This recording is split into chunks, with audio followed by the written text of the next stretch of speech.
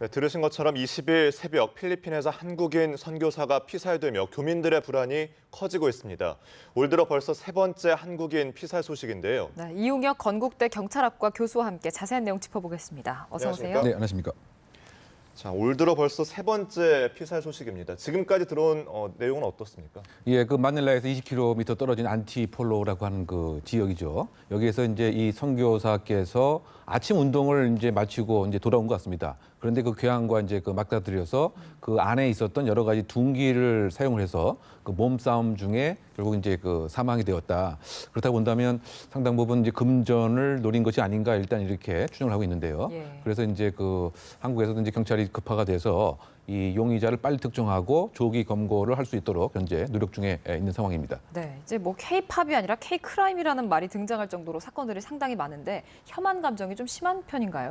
그래서 이제 그 부분과 관련돼서는 예를 들면 이제 그 중국인 관광객이라든가 중국인에 의한 중국인이 피해자가 되는 경우 또 인도인이 피해자가 되는 경우 등을 이제 10만 명을 비교해 보면 예. 한국인이 반드시 그 높지는 않습니다. 그래서 이것을 반드시 그 이른바 한국인에 대한 뭐 혐오 감정으로 보기에는 좀 부족한 것 같고요. 예. 다만 그럼에도 불구하고 이제 아버지가 이제 한국인이고 어머니가 이제 필리핀 여성인 사이에서 낳은 이른바 그 코피노라고 하는 이제 그와 같은 그 문제를 필리핀 남성들이 상당히 문제 인식으로 가졌다. 예. 그래서 최근에 나름대로 반감은 있지만 이 범죄의 원인이 한인에 대한 혐오로 보기에는 조금 부족한 상황이 아닌가 보입니다. 네, 혐한 감정까지는 좀 무리가 있다 이렇게 말씀해 주셨는데 지금 통계를 보면은 2012년 이후에 교민 피살 사건의 40%가 필리핀에서 발생했는데요. 그렇다면 유독 필리핀에서 이렇게 발생하는 이유는 뭔가요? 몇 가지 이유가 있다고 생각됩니다. 가장 근본적인 것은 그 필리핀의 그 치안 인프라가 상당히 열악하다. 특히 그 경찰의 예방 활동과 수사 활동이라고 하는 것이 거의 뭐 조악한 수준이라고까지 평가를 할 수 있을 상황입니다. 예. 왜냐하면 그 경찰 수사를 할 때 경찰이 사실은 수사비도 요구도 하고 말이죠. 또 그래서 사실은 이 한인 단체들이 일부 수사에 필요한 경비도 뭐 지원한 사례도 있다고 합니다. 예. 또 돈을 주게 되면 부정부패 때문에 사건이 그대로 무마되기도 하고 말이죠. 이런 그 치안 인프라의 그 열악성, 이것을 가장 큰 원인으로 꼽아야 될 것 같고 또 그 두 번째는 소위 그 한국에서 범죄를 유발하는 일부 사람들이 가서 사실은 이와 같은 갈등의 요인이 되고 있다. 바꿔 얘기하면 불법 도박이라든가 금지된 업을 하면서 사업 간에 나름대로 경쟁이 있게 되겠죠. 예. 그래서 그 상당 부분의 수는 한국인이 필리핀 청부살인자를 고용해서 뭐 살해를 하는 이런 경우도 일부가 있었다. 근데 이런 그 요인들과 이제 함께 생각을 할 수가 있고 또 일단은 이제 한국인들이 소위 말해서 현금을 많이 보유하고 있다라고 하는 예. 이와 같은 이제 그 인상이 있기 때문에 강도의 표적이 상당 부분 되기 쉽지 않느냐. 그래서 그 필리핀 현지인들의 그 얘기에 의하면 한국인들을 마치 ATM이다. 뭐 이렇게 얘기하는 얘기도 있답니다. 예. 그만큼 이제 현금을 많이 그 소지하고 있고 음식값을 낼 때도 한국에서는 이제 한 사람이 다 내다 보니까 그 돈을 많이 갖고 있다는 뜻이기 때문에 조금 더 강도라든가 이런 표적이 되고 있다. 이와 같은 복합적인 이유 때문에 한국 여행자, 한국인들이 피살되는 경우가 필리핀에 40% 이상 집중되고 있다고 평가할 수 있을 것 같습니다. 예. 아까도 잠깐 말씀을 해주셨는데 현지에 우리 수사팀이 급파되지 않습니까? 이전에도 이런 적이 있었나요? 그렇죠. 그 작년 그 12월 경에 4인조에 의해서 총기로 살해된 사건이 있었습니다. 예. 그래서 이제 그 당시에도 한국인 한국 경찰이 4명이 이제 급파가 되었었죠. 그래서 예를 들면 CCTV 전문가, 또 프로파일러, 또 현장 감식 전문가가 가서 수사에 대한 정보를 공유하면서 수사에 상당 부분 이제 협조를 해줬던 사례가 그 작년에 처음 있었습니다. 네. 경찰이 재외국민 피살 사건에 이렇게 수사를 급파한 게 이번에 세 번째라고 하는데 모두 필리핀이었다고요? 그렇죠.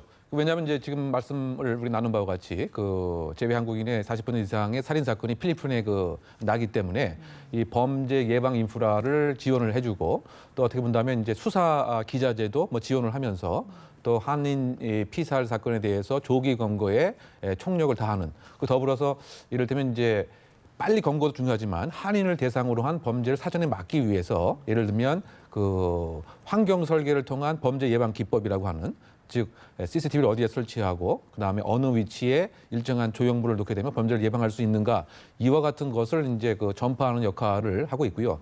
또 가장 중요한 것은 하나의 이제 거점으로서 거기에 한인과 필리핀 경찰관의 정기적인 예방 회의 또 연결고리를 맞는 거점의 역할 이것으로서 코리안 데스크를 파견을 했고 현재 계속 확대하려고 하는 계획에 있었던 것이고 그래서 그 몇 달 전에는 한국의 그 경찰청장이 필리핀에 그 직접 방문을 해서 이와 같은 예방 그다음에 범인 검거의 그 가시화에 대해서 더 협력적인 이야기를 나눴기도 했었습니다. 예, 뭔가 노력을 하려고 하는 것 같긴 한데 필리핀 내에서 한국인을 포함한 외국인에 대한 범죄가 일어났을 때 범인을 잡고 잘 해결된 경우는 얼마나 있습니까? 그 부분이 상당히 우리가 생각하는 이상으로 조금 저조한 것이죠. 그 정확한 통계를 이제 뽑아내지 못했지만 네. 발생한 건수에 비해서 실제로 검거한 것이 10% 남짓 불과하지 않는가 뭐 이렇게 평가를 하고 이 있습니다. 부분이 문제인 거죠. 그렇죠. 그러다 보니까 일단 검거하기도 어렵지만 검거를 하고 나서도 여러 가지 이른바 사법적 꼼수를 통해서 석방이 되기도 하고 네. 또 재판 자체가 시작되는 것조차 사실은 수개월, 뭐 2년, 3년 걸리기도 한다. 즉 그 부패라든가 또 공정성에 있어서 문제, 또 재판의 뭐 신속성, 뭐 이런 것도 상당 부분은 이제 그 문제가 있다 보니까 네. 사실 이번에 그 필리핀의 새로운 대통령이 당선된 이유도 이와 같은 부패에 대한 문제, 범죄와의 어떤 척결, 뭐 이것이 결국은 이제 필리핀 국민에게도 상당히 설득력이 있었던 것으로 비추어 봐서는 자국 내의 그 치안 활동도 이제 부족하고 예. 열악한데 외국인에 의한 범죄 예방과 수사 검거는 더 열악하지 않을 것인가 이런 추정이 가능하다고 보입니다. 네. 아마 사회 전반적인 시스템이 조금 부족해 보이는데 한국인 사망 사건에서 범행 도구의 3분의 2가 총기였습니다. 지금 필리핀에서는 총기 소지가 허용은 돼 있지만 약 100만 정 정도가 불법 유통되고 있다고 하는데 이런 부분도 영향을 줬을까요? 그렇죠. 결국은 이제 총기를 공식적으로 소지할 수 있는 국가이긴 하지만 사실은 여러 가지 불법 총기가 문제가 되는 것이죠. 바꿔 얘기하면 불법으로 총기를 만들어내는 공장도 다수가 있을 뿐만이 아니고 그 현지인의 그 이야기에 의하면 그냥 어린아이, 청소년들도 옆에 가게에 가서 탄환을 얼마든지 그 구입할 수가 있다. 그리고 이 총기를 하나 구입하는데 불법 총기를 구입하는데 불과 20만 원 정도면 구입을 할 수가 있고 더군다나 이제 이른바 청부 살인자 킬러를 고용하는데도 한 200만 원, 한 200불, 300불 이상 한 200만 원 정도면 충분히 고용이 가능하다. 예. 이러다 보니까 사실은 그 다른 특히 가장 총기 범죄가 만연하고 있는 미국보다 무려 20배, 30배 이상의 총기 사고, 총기 범죄가 있다라고 하기 때문에 이 치안 환경 자체가 아주 열악하다. 그래서 그와 같은 그 상황이 지금 한인이 계속 범죄 피해자가 되는 한 중요한 요인도 될 수 있다고 생각됩니다. 예, 상당히 심각하네요. 근데 현재 교민도 많고 관광객들도 참 많이 가는 나라인데 특단의 대책이 필요하지 않겠습니까? 결국 이제 이것이 그 빈발하는 그 장소 같은 것을 보면은 사실상 합법적인 지역이라기보다는 이제 불법을 나름대로 이렇게 있는 곳, 예를 들면 뭐 도박장이라든가 예. 또는 뭐 성매매 장소라든가 따라서 이제 그와 같은 장소는 뭐 여행을 하는 곳에서는 반드시 이제 그 피해야 될 것 같고요. 네. 또 아까 말씀드린 바와 같이 그 불필요한 뭐 현금이라든가 또는 이제 그 고가의 그 용품들. 그래서 이제 그 다수가 모이는 레스토랑이나 뭐 이런 데서 필리핀 그 강도들이 한국인이 예를 들면 이제 그 핸드폰 같은 거 이것을 이제 꺼내게 되면 그것을 요구하는 경우도 있고요. 예. 그래서 어쨌든 그 고가의 물품은 상당 부분 이제 소지하지 않는 것이 이제 바람직하다고 생각이 되고요. 근데 그 근본적인 것은 결국은 이제 필리핀 내에 치안 자체가 그렇죠. 치안 인프라가 개선이 그 돼야 되는데 예. 어쨌든 이제 그 국내에서 그 외교 그 채널을 통해서 특정 지역 자체에 있어서의 그 여행 금지라든가 이것을 좀 더 주기적으로 잘 그 체크하는 것도 이런 피해가 되지 않는 하나의 대안이 되지 않을까 보입니다. 네.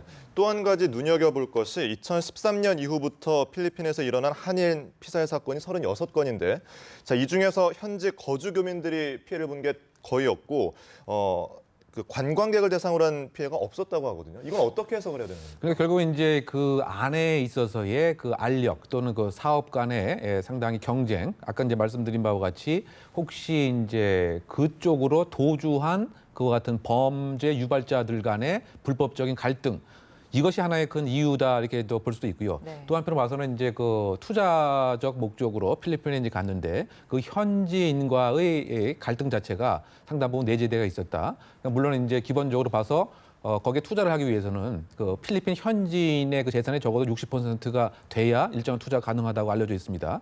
그래서 현지인을 활용했는데 여러 가지 이제 사업이 진행되면서 뭐 갈등 상황이 있다 보니까 이 한국인 투자자와 그곳에 있어서의 현지인 필리핀 간의 그 갈등 상황. 뭐 그렇다고 본다면은 단순한 여행자라기보다는 그곳에서 장기 체류를 한 한국인 간의 갈등 또는 한국인과 현지 필리핀인의 갈등, 뭐 그와 같은 이유로서 지금 질문에 설명되지 않을까 보입니다. 예, 그 아까 말씀해주셨던 필리핀 두테르테 당선이 이제 곧 취임을 하는데 어떻게 치안이 좀 상황이 나아질 것으로 예상됩니까? 그런데 이 대통령 자체가 이제 그 검사 출신이고 그 시장을 이제 다선했기 때문에 이분께서 시장이 있었을 때는 네. 상당 부분 이제 범죄가 줄어들었습니다. 그리고 더군다나 선거 유세 과정에서도 범죄자는 좀 과장되긴 하지만 네. 10만 명을 처단하겠다라고까지 그 얘기를 했습니다. 네. 그래서 이 필리핀 내에 여러 가지 그 범죄적 성향 자체가 상당히 누그러뜨려질 가능성이 상당 부분 있기 때문에 이것의 그 영향으로서 한인에 대한 범죄 자체도 상당 부분 줄어들 그럴 여지가 이제 있지 않는가 이렇게 추정됩니다. 네, 네. 알겠습니다. 지금까지 이웅혁 건국대 경찰학과 교수와 얘기 나눠봤습니다. 고맙습니다.